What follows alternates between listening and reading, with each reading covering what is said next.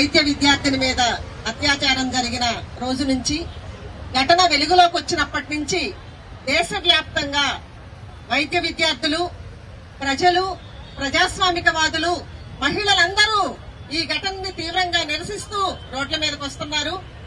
వైద్య విద్యార్థులుగా రోడ్ల మీదకి వచ్చి మీ రక్షణ కోసం, అలాగే నేరస్తుల్ని కఠినంగా శిక్షించాలని చెప్పి డిమాండ్ చేస్తూ ఆందోళన సాగిస్తున్నటువంటి మీ అందరికీ స్త్రీ విముక్తి సంఘటన తరఫున, స్త్రీ సంఘటన పత్రిక తరఫున అభినందనలు తెలియజేస్తున్నాము. ముందుగా మీకు ఇక్కడ మాట్లాడినటువంటి మేడం గారి గురించి 2 విషయాలు చెప్పాలి. ఎట్లా మహిళలు పోరాడాలి అని తెలియజెప్పడం కోసం 1974లో ఇక్కడ కాకతీయ యూనివర్సిటీ పెట్టినప్పుడు మొట్టమొదటి బ్యాచ్ లో చదువుకున్నటువంటి వాళ్ళు ఎంఏ ఎకనామిక్స్ చదువుకున్నారు. వరంగల్ టౌన్ లో టీవీఎస్ స్టాంప్ మీద మొట్టమొదట పరుగులు తీయించిన మేమే. ఈ రోజు రుమటాయిడ్ ఆర్థరైటిస్ తోటి ఇబ్బందులు పడుతూ కూడా నిరంతరం తపనతోటి మహిళల జీవితాలు మెరుగుపడాలి, మహిళలకి నిజమైనటువంటి విముక్తి కావాలని కాంక్షిస్తూ కాకతీయ యూనివర్సిటీలో మొట్టమొదటి ఉమెన్ స్టడీస్ డైరెక్టర్ గాను, ఉమెన్ స్టడీస్ కి సంబంధించినటువంటి ఆ మొత్తం ప్రణాళికని రూపుదిద్దడంలో ముందుగా ఉన్నారు. డీన్ గా పనిచేశారు. చాలా సీరియస్ గా తపనతోటి పనిచేస్తున్నారు మేడం గారు. మేమందరినీ మహిళా సంఘాల్లో పనిచేయడంతో పాటు స్త్రీ సంఘటన అనే ఒక పత్రికని మహిళల కోసం మేము 2007 నుంచి తెస్తున్నాము. మేడము, మేమిద్దరము ఎడిటర్స్ గా ఆ పత్రికని రన్ చేస్తున్నాము. ఎందుకంటే మేము చాలా బలంగా ఎందుకు ఫీల్ అవుతున్నామంటే, ఇక్కడ దాకా ఆడపిల్లలు వచ్చారంటే, వైద్య వృత్తిలోకి వచ్చారంటే, లేకపోతే ఇంజనీరింగ్ చదువుకుంటున్నారంటే, రకరకాల వృత్తుల్లోకి ఈ రోజు ఆడపిల్లలు రావటం అన్నది సామాన్యమైన విషయం కాదు. ఎన్నో అడ్డంకుల్ని, ఆటంకాల్ని దాటుకుంటూ ఇక్కడ దాకా వచ్చినటువంటి మనకి, మీకు ఈ రోజు రక్షణ లేనటువంటి పరిస్థితి ఎందుకుంది? మేమందరం చాలా కాలం నుంచి ప్రశ్నిస్తున్నాం మీతో పాటుగా. రోజుకి 36 గంటలు డ్యూటీలేంది డాక్టర్లకి? ఎవరికి లేని డ్యూటీలు 36 గంటలేంది, 46 గంటలేంది? ఎందుకు పనిచేయాలి అన్ని గంటలు? వాష్రూమ్కి వెళ్ళడానికి కూడా అవకాశం లేనటువంటి పరిస్థితులు ఎందుకున్నాయి? ఈ రోజు వందల వేల కోట్ల రూపాయలతోటి ఈ రోజు ఆనందాలు, సుఖాలు అనుభవిస్తున్నటువంటి వాళ్ళు ఒకవైపు ఉంటే, ఒక వాష్రూమ్ కోసం ఈ రోజు పోరాడాలన్నా మనం? వాష్రూమ్ అన్నది చాలా చిన్న విషయం కదా. రెస్ట్ తీసుకోవడానికి అవసరమైనటువంటి రూమ్స్ కల్పించడం అన్నది చాలా చిన్న విషయం కదా.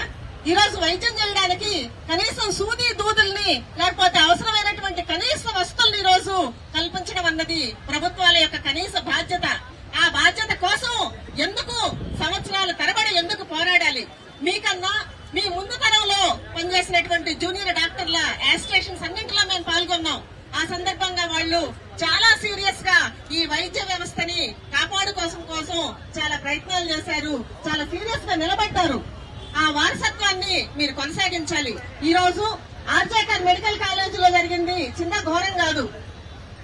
ఎందుకంటే ఒక మహిళ మీద క్యాంపస్ లోనే, సెమినార్ హాల్లోనే అంత దారుణమైనటువంటి ఘోరం జరిగితే అక్కడ ఉన్నటువంటి మిగతా పరిస్థితులు ఎంత ఘోరంగా ఉన్నాయో మనం అర్థం చేసుకోవచ్చు.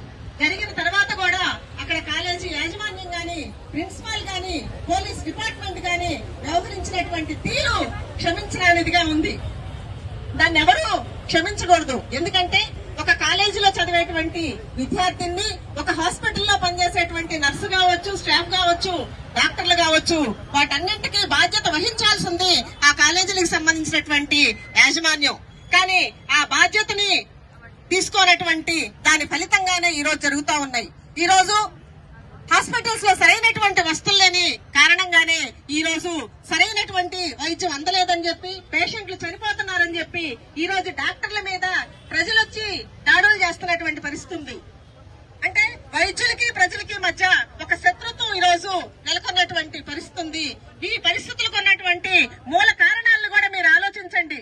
ఎందుకంటే మీరు ఎదుర్కొన్నటువంటి ఈ సమస్యలన్నీ కూడా ప్రజలకు తెలియాలి.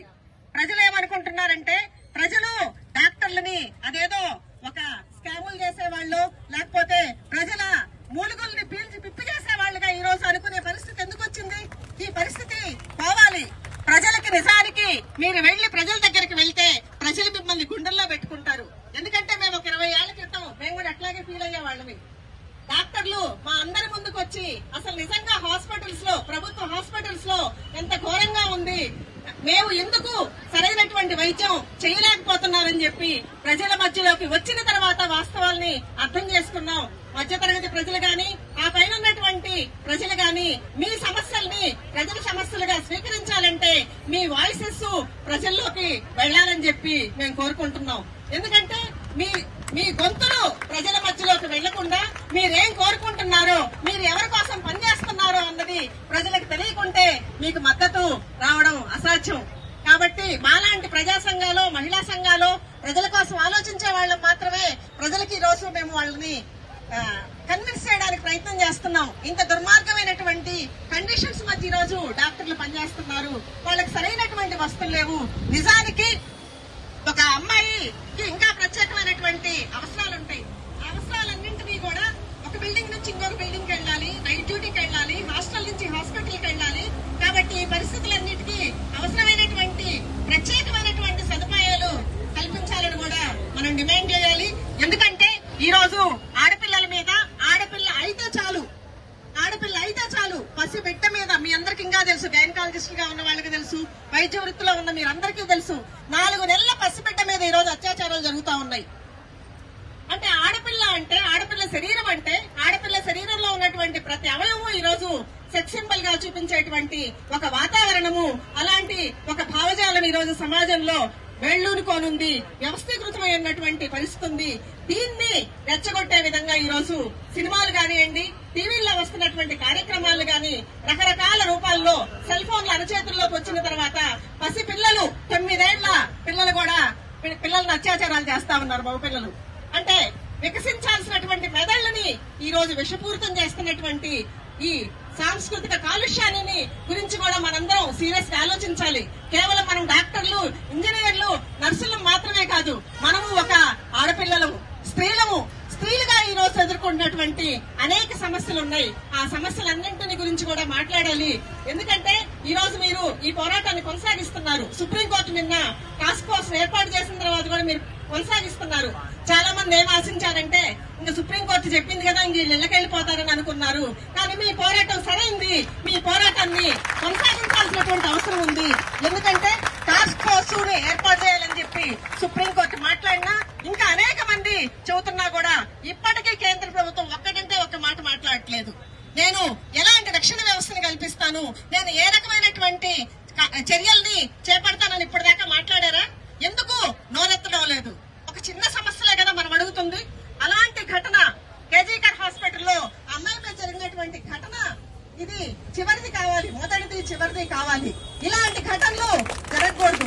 ఈ ఘటనలు జరగకుండా ఉండాలంటే సుప్రీంకోర్టు ఏదైతే చెప్తుందో, మనందరం ఏదైతే కోరుకుంటున్నామో ఆ రకమైనటువంటి వస్తువులన్నింటినీ హాస్పిటల్స్ లో ఒక పటిష్టమైనటువంటి రక్షణ వ్యవస్థను ఏర్పాటు చేయాలి. ఇన్ని రోజుల ఆందోళన తర్వాత కూడా 4 ఏళ్లుగా పెండింగ్ లో ఉన్నటువంటి సెంట్రల్ ప్రొటెక్షన్ యాక్ట్ ని ఎందుకు అమలు చేయటం లేదు? సెంట్రల్ ప్రొటెక్షన్ యాక్ట్ గురించి ఎందుకు మాట్లాడటం లేదు? అంటే ఇవేమి మన సమస్యలా? ఇది ప్రజలందరి సమస్య. ఇది కేవలం డాక్టర్ల సమస్య మాత్రమే కాదు. మీరు స్వేచ్ఛగా, సంతోషంగా అయితే చెప్తుందో, మనందరం ఏదైతే కోరుకుంటున్నామో ఆ రకమైనటువంటి వస్తువులన్నింటినీ హాస్పిటల్స్ లో ఒక పటిష్టమైనటువంటి రక్షణ వ్యవస్థను ఏర్పాటు చేయాలి. ఇన్ని రోజుల ఆందోళన తర్వాత కూడా 4 ఏళ్లుగా పెండింగ్ లో ఉన్నటువంటి సెంట్రల్ ప్రొటెక్షన్ యాక్ట్ ని ఎందుకు అమలు చేయటం లేదు? సెంట్రల్ ప్రొటెక్షన్ యాక్ట్ గురించి ఎందుకు మాట్లాడటం లేదు?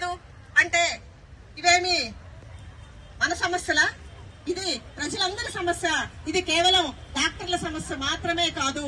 మీరు స్వేచ్ఛగా, సంతోషంగా మీ శక్తులన్నింటినీ బయటకు తేవాలంటే మీరు పనిచేసేటువంటి ఎన్విరాన్మెంట్ కూడా సరిగ్గా ఉండాలి. మీరు ఒక స్వేచ్ఛాయుతమైనటువంటి వాతావరణంలో లేకపోతే మీరు ప్రజల ప్రాణాలని కాపాడటం సాధ్యమవుతుందా?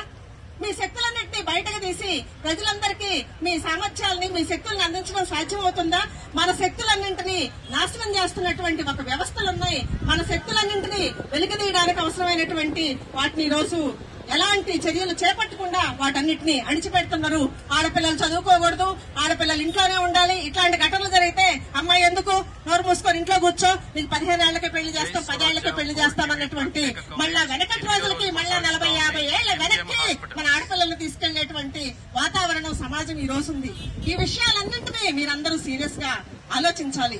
మీ పోరాటాన్ని కొనసాగించాలి. ఎందుకంటే ప్రభుత్వాలు నిర్దిష్టమైనటువంటి చర్యల్ని గురించి మనకు చెప్పేదాకా, మనకి పటిష్టమైనటువంటి రక్షణ వ్యవస్థలను ఏర్పాటు చేసేంత వరకు కేంద్రాలు గాని రాష్ట్రాలు గాని ఆఫ్టర్ ఆల్ ఒక వాష్రూమ్ ని మనకు అవసరమైనటువంటి ఒక పరిశుభ్రమైనటువంటి వాష్రూమ్ అందించలేరా?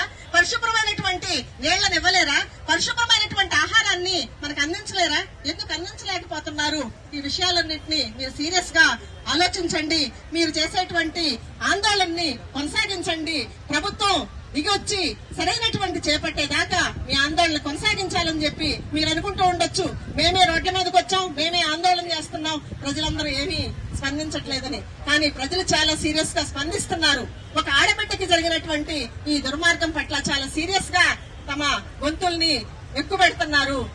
వందలాది మంది, వేలాది మంది ఎక్కడికక్కడ స్కూళ్లలో, కాలేజీల్లో, గ్రామీణ అట్టడుగున్నటువంటి శ్రామిక తల్లులు తమ స్పందనని తెలియజేస్తూ ఊరేగింపులు చేస్తున్నారు. దీన్ని మీరు అర్థం చేసుకోండి. మీ పోరాటం మీదే కాదు, ఇది ప్రజలందరిది, ఇది మహిళలందరిది. మీ పోరాటానికి మద్దతును తెలియజేస్తూ మీరు మీ ఇదే రకమైనటువంటి దీన్ని, ఈ క్రియాశీలకమైనటువంటి దీన్ని మీరు కొనసాగించాలి.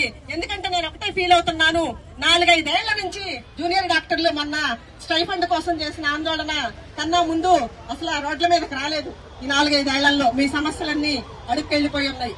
రోడ్ల మీదకి ఎవరూ రావడం లేదు. మాకు ఈ సమస్య ఉంది, దీన్ని పరిష్కరించండి అని. దాని యొక్క ఫలితాలన్నింటినీ ఈ రోజు మనం అనుభవిస్తున్నాం, మీరు అనుభవిస్తున్నారు. దీన్ని అర్థం చేసుకొని మీ సమస్యల పరిష్కారం కోసం, ఇది మీ సమస్య మాత్రమే కాదు, ఇది ప్రజారోగ్య వ్యవస్థను రక్షించుకోవడం ప్రజలందరి బాధ్యత, కర్తవ్యం. ప్రజలందరూ మీకు తోడుగా ఉంటారు.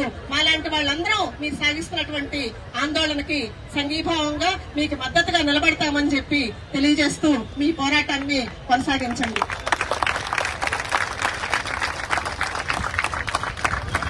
Save a life. Download Use It app. Use it for the media.